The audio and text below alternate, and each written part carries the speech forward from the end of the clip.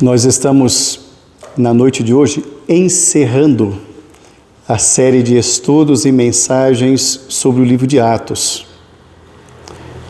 Os irmãos vão acompanhar assentados reverentemente os 6 primeiros versos. Atos 28, de 1 a 6, assim nos diz a palavra do Senhor. Uma vez em terra, verificamos que a ilha se chamava Malta. Os bárbaros trataram-nos com singular humanidade, porque, acendendo uma fogueira, acolheram-nos a todos por causa da chuva que caía e por causa do frio. Tendo Paulo ajuntado e atirado à fogueira um feixe de gravetos, uma víbora, fugindo do calor, prendeu-se-lhe à mão. Quando os bárbaros viram a víbora pendente na mão dele, disseram uns aos outros: certamente este homem é assassino, porque, salvo do mar, a justiça não deixa viver. Porém ele, sacudindo o réptil no fogo, não sofreu mal nenhum, mas eles esperavam que ele viesse a inchar ou a cair morto de repente. Mas depois de muito esperar, vendo que nenhum mal lhe sucedia, mudando de parecer, diziam ser ele um Deus. Que Deus nos abençoe, irmãos, em nome de Jesus. Amém. Irmãos, como disse alguns minutos atrás, hoje nós estamos encerrando a série de estudos sobre o livro histórico do Novo Testamento, escrito pelo evangelista Lucas, Atos. Pois bem, nesse último estudo, nessa última mensagem, irmãos, nós vamos falar sobre não o fim da vida ou do ministério do apóstolo Paulo, mas nós vamos dar um salto, os irmãos hão de perceber que nós vamos passar alguns capítulos desde a mensagem do domingo passado. Mas isso tem uma razão, viu, irmãos? Se os irmãos olharem alguns capítulos aqui para trás, desde o último texto que nós trabalhamos, a gente vai perceber que desde o domingo passado, a mensagem do domingo passado, né, passando pelo capítulo 22, 23, 24, o 25 e o 26, são capítulos que narram as idas e vindas da prisão do apóstolo Paulo. Então, é um texto que vai tratar muito mais, irmãos, da história de reclamações, de reposições, de ele vai para lá, ele é insultado, vai para cá. Mas eis que no capítulo de número 27, que não é o texto que nós vamos analisar hoje, mas essa história do 28 começa no 27, quando, na verdade, o apóstolo Paulo, ele apela para o tribunal de Roma, por ser cidadão romano, então começa uma viagem, e é interessante esse contexto. Quando começa a viagem, irmãos, que Paulo está indo para Roma, ele mesmo se reúne com o centurião, que é o detentor da sua guarda, juntamente com os mais de 240 presos que estão naquela embarcação. Ele se aproxima e diz: centurião, capitão, esse momento não é um momento bom para viajar, vai chegar o inverno, não é bom, os ventos não são bons, não é segura a travessia em mar aberto nesse período. Mas o centurião queria se livrar logo do apóstolo Paulo, queria mandar Paulo logo para Roma, e o capitão da embarcação queria receber o seu din-din, e ele disse: não, vamos sim, eu sou um capitão muito experiente, vamos singrar os mares, sim. Bom, mas eles então decidem entrar naquela embarcação. A embarcação está bem carregada. São mais de 240 pessoas entre prisioneiros e tripulantes. Eis que a coisa começa a virar, o tempo virou. E eles passam então, irmãos, 14 dias em plena escuridão em alto mar. Eles são tomados de surpresa por uma grande tormenta chamada Euroaquilão. É uma tormenta terrível, e isso está registrado, irmãos, no capítulo 27, a partir do verso de número 9, e aquilo no verso de números 12 e 13, o vento muda, capítulo 27, verso 13, nos diz que vem o vento sul, e o vento sul não é um vento favorável à navegação, isso é digno de nota, e no verso de número 14 nos fala então de um tufão chamado Euroaquilão. É uma espécie de Katrina daquela época. E aí não dá certo. Eles fazem todos os esforços para manter aquela embarcação navegando, mas eis que no meio daquela tempestade o Senhor aparece a Paulo e diz assim: Paulo, fique em paz, porque ninguém vai se perder, nenhuma vida vai ser perdida, mas é hora de ter coragem. E o apóstolo Paulo fala isso para a tripulação: olha, não devemos ter medo, porque o Senhor apareceu a mim e disse que ninguém vai morrer. Mas eis que no meio da tempestade eles não conseguem a claridade, porque não há claridade, não há luz de sol. Foram 14 dias de tormenta sem ver a luz do sol. Os marinheiros desesperados, eles começam a lançar um instrumento para ver a profundidade de onde está a embarcação. E eles percebem que a embarcação está chegando num lugar mais raso. Então eles estão com medo de a embarcação dar nas pedras e haver um naufrágio. Então eles tentam fugir do barco. E Paulo diz ao capitão: olha, ninguém pode descer. Se eles saírem da embarcação, todos nós vamos perecer. A palavra de Deus é que ninguém vai perecer. Eles não devem descer nos botes. O capitão obedece. O capitão dispensa os botes salva-vidas. Aí você pensa: reverendo, então tudo se perdeu. Se é uma tormenta de 14 dias e eles dispensam os botes, então é isso mesmo. É então, irmãos. Só depende de Deus agora. E é isso. Bom, a embarcação encontra uma enseada e eles embicam a embarcação nessa enseada. A parte da frente da embarcação, proa, dá num banco de areia, fica bem fixada. Mas a parte traseira, popa, ela é batida pelas fortes ondas e o barco começa a se arrebentar. Então vem a ordem para eles se alimentarem, porque eles vão ter agora que nadar até terra firme. É a ilha de Malta.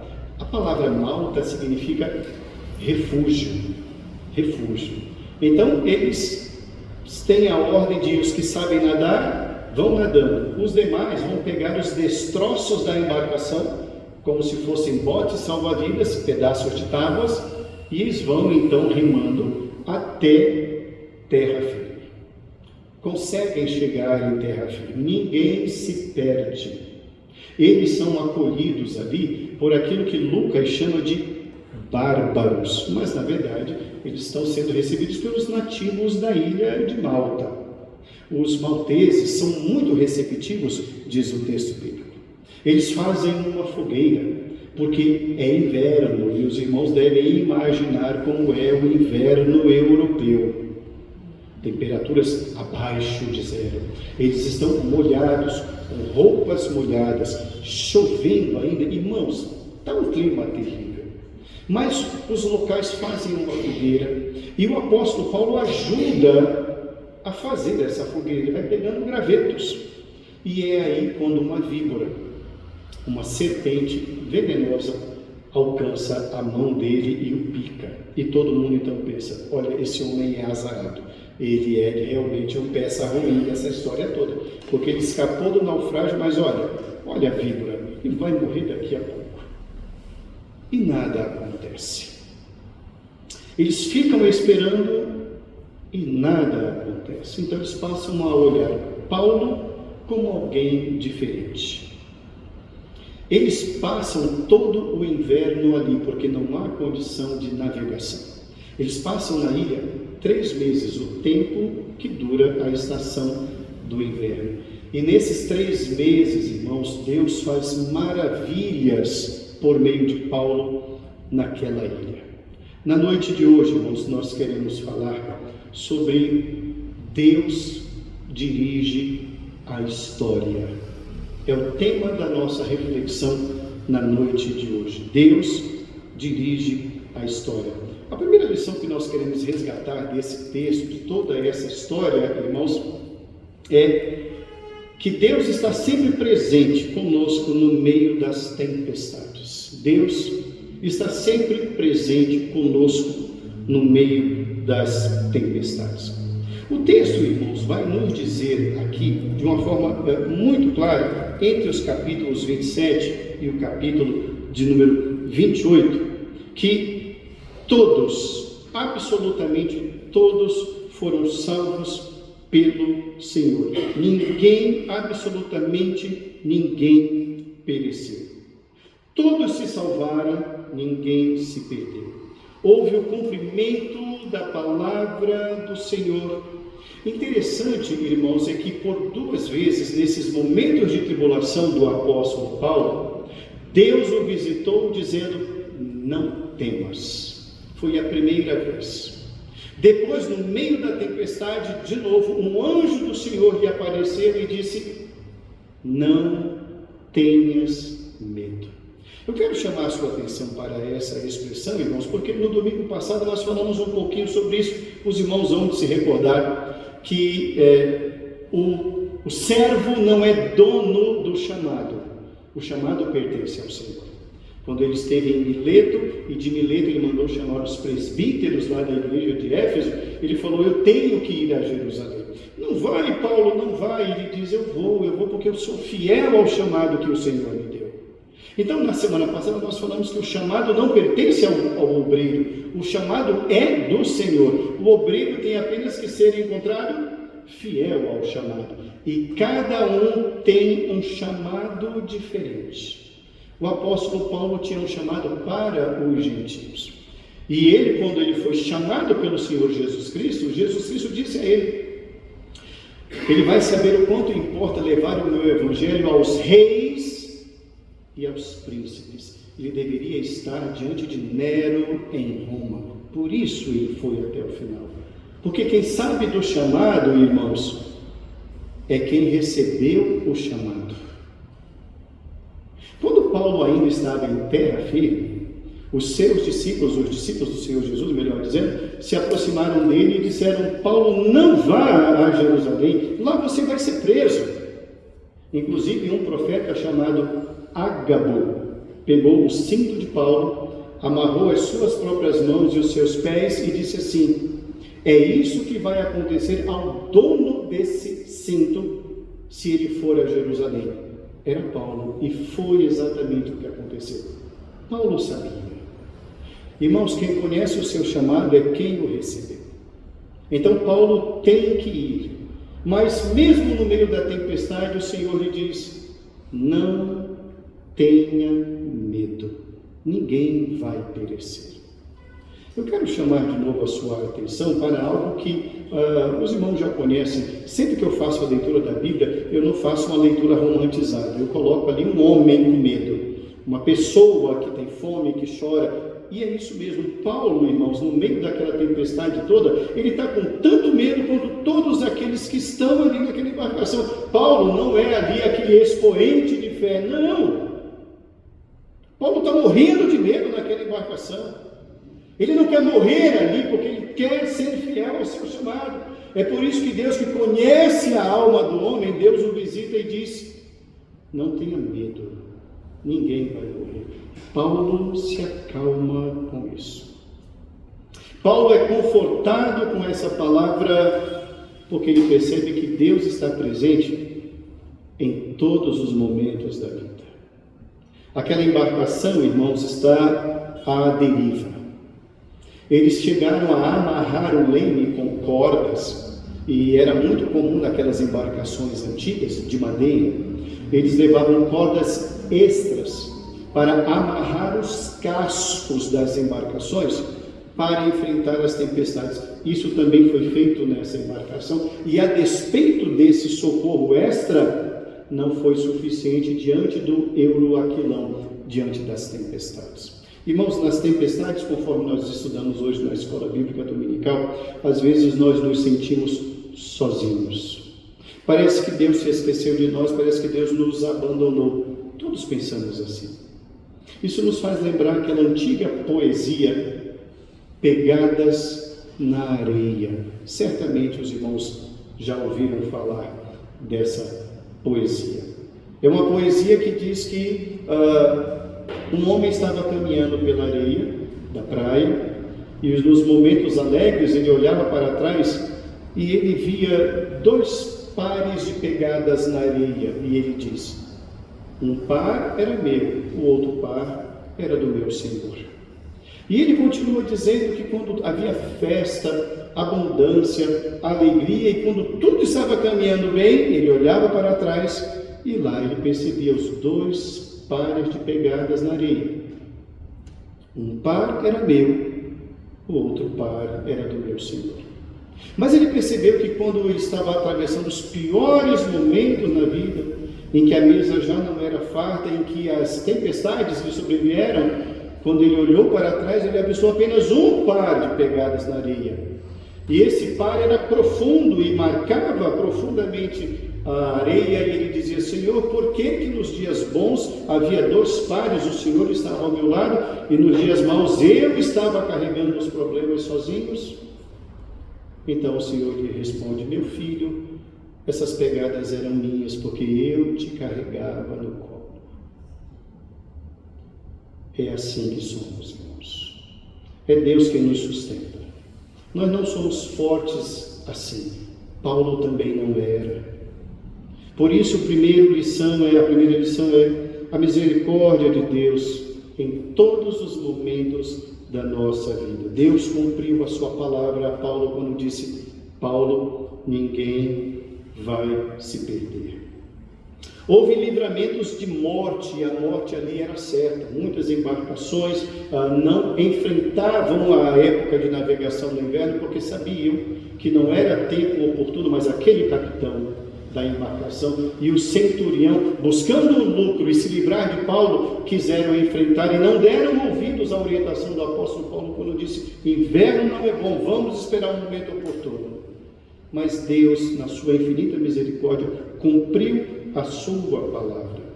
Quando já em terra firme, houve o livramento dessa picada, dessa víbora mortal, uma serpente mortal. Todos esperavam a morte. Então Deus deu livramento na tempestade do Euroaquilão, no tufão, e Deus também deu livramento ali, em volta de uma fogueira, um livramento de morte certa.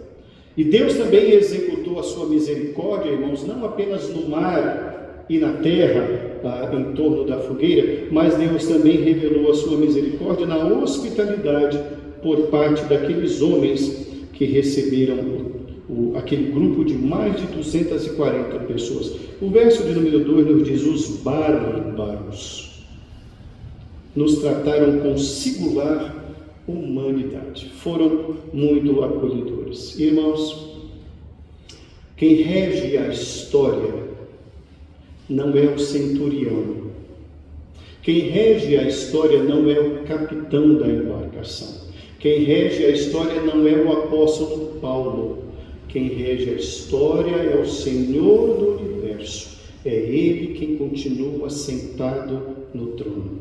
A misericórdia de Deus em meio às tempestades. Uma segunda lição que nós aprendemos nesse texto, nesse episódio do capítulo número 28, irmãos, é como Deus rege a história. Por meio das tempestades na vida, Ele nos confere oportunidades para servir ao próximo.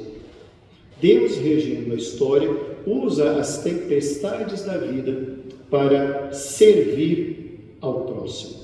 Volte o seu olhar para a leitura a partir do verso de número 7.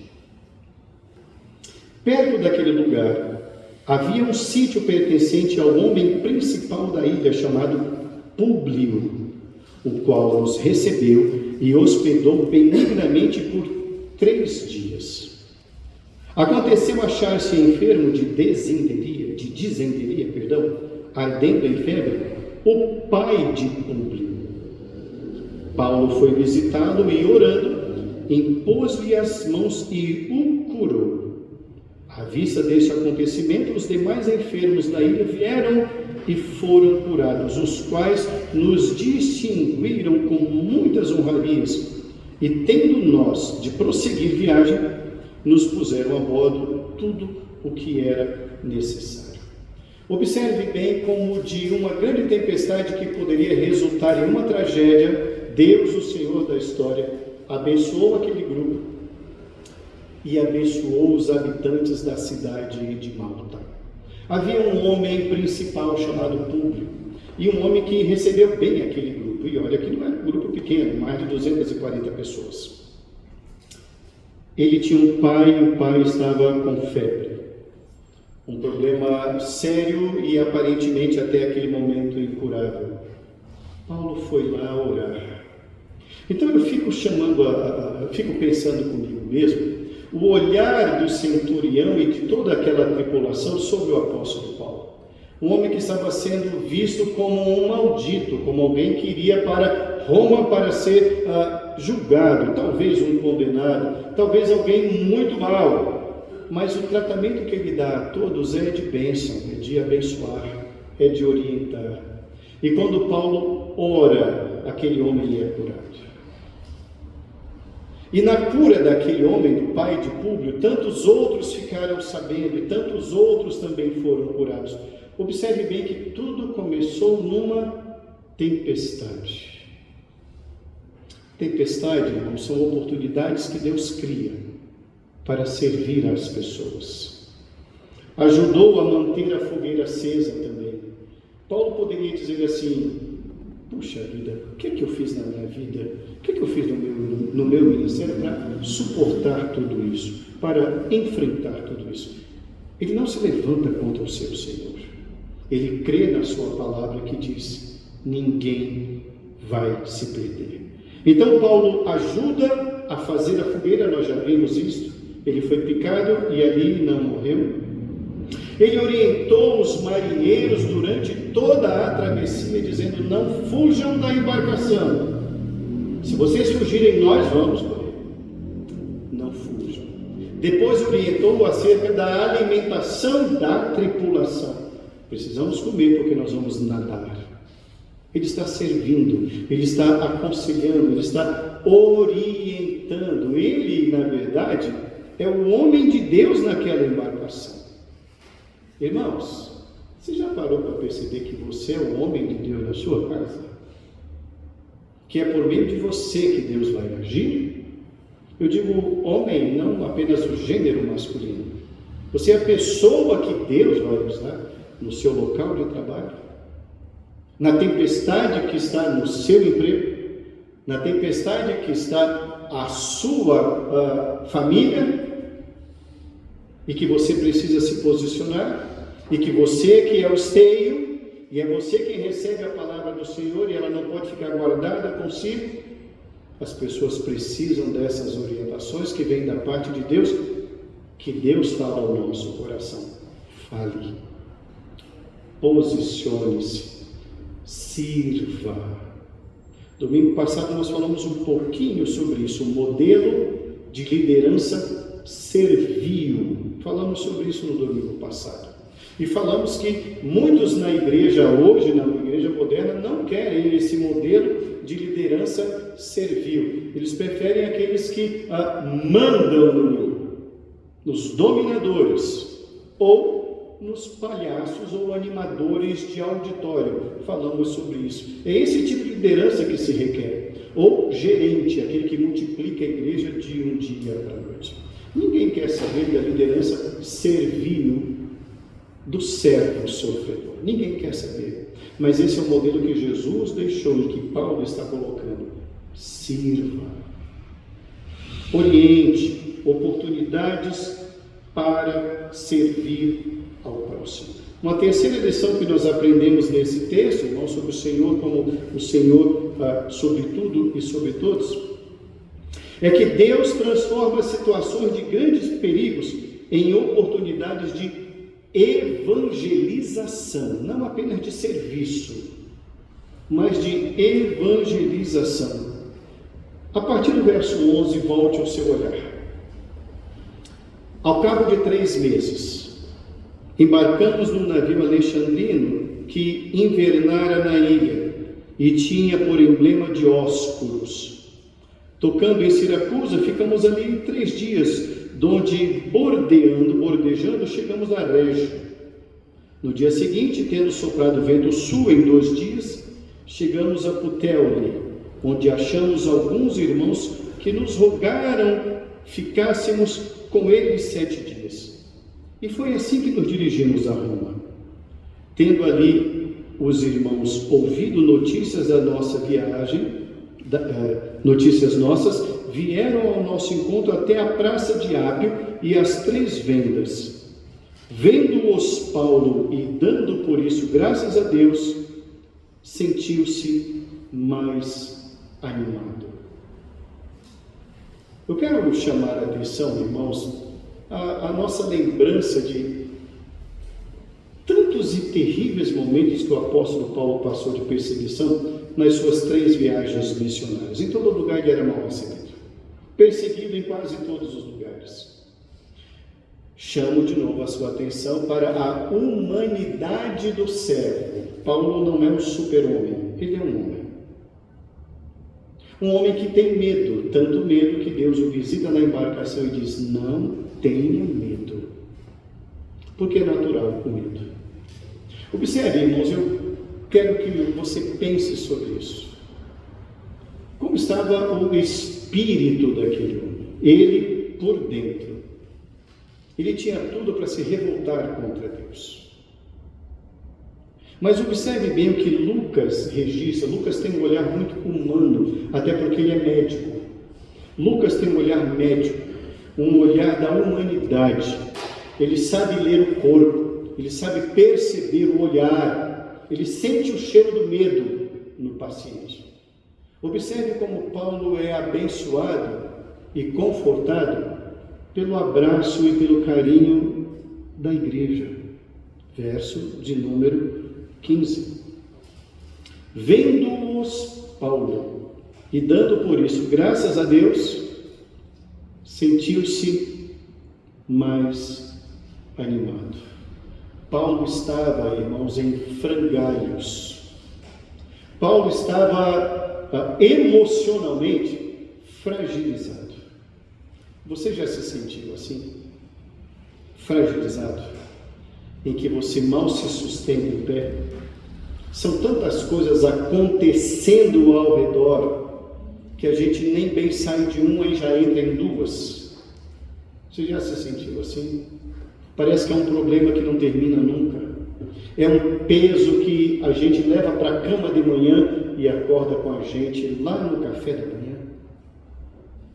A gente fica assim fragilizado, a gente fala: poxa, eu sou fraco mesmo. Sabe o que isso nos ensina, irmãos? Que precisamos do apoio dos irmãos. A igreja precisa abraçar, a igreja precisa acolher. O acolhimento da igreja apazigua, restaura, abençoa. Precisamos sim, irmãos, ser acolhedores, precisamos ser intercessores, precisamos ser aqueles que abraçam, que mandam uma mensagenzinha dizendo: orei por você hoje. Basta isso. Quem vai receber aquela mensagem vai dizer amém e amém. Paulo estava, irmãos, caminhando para a morte e ele sabia disso. Ele tinha esperança de ser libertado, ele fala isso para Timóteo. Mas ele sabe que ao final ele será condenado e ele sabe disso. A partir do verso 16, nos diz que Paulo, enfim, chegou a Roma. Quando ele chega a Roma, irmãos, os julgadores, os juízes de Paulo falam assim: bom, você vai ficar em prisão domiciliar e o aluguel é por sua conta, e você vai pagar tanto o aluguel quanto também a diária do soldado. Ele não vai para uma prisão, Ele fica numa casa alugada por ele. Por isso que Paulo tinha mantenedores.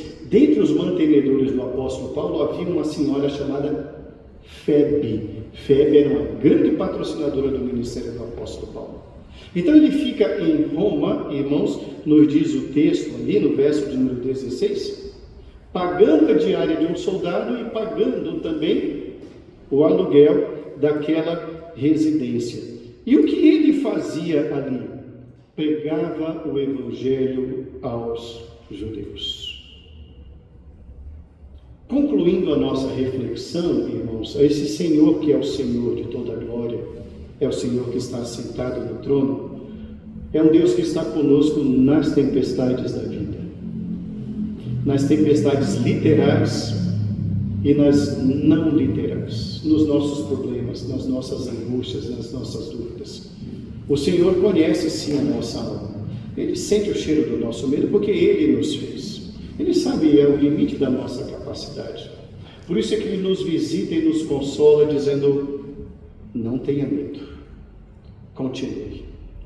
Ele também é o mesmo Deus que nos oportuniza, mesmo no meio das tempestades, a ajudar, a servir, a estender amor, porque tem pessoas em situações bem piores do que a situação em que nós nos encontramos. Ore, interceda, visite, mesmo na tribulação.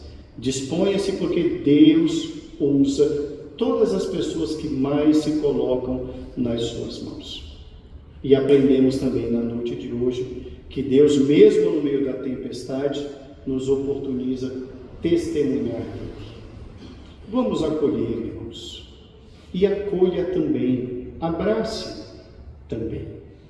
Bom, Lucas termina aqui o relato das viagens do apóstolo Paulo, mas a vida de Paulo ainda não termina aqui, viu, irmãos?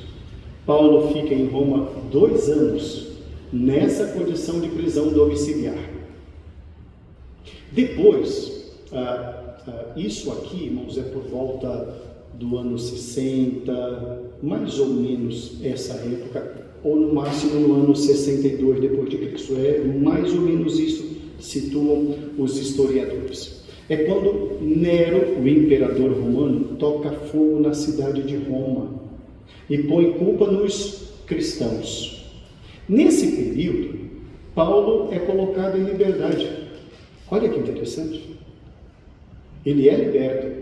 Então, ele faz viagem missionária, viu, irmãos?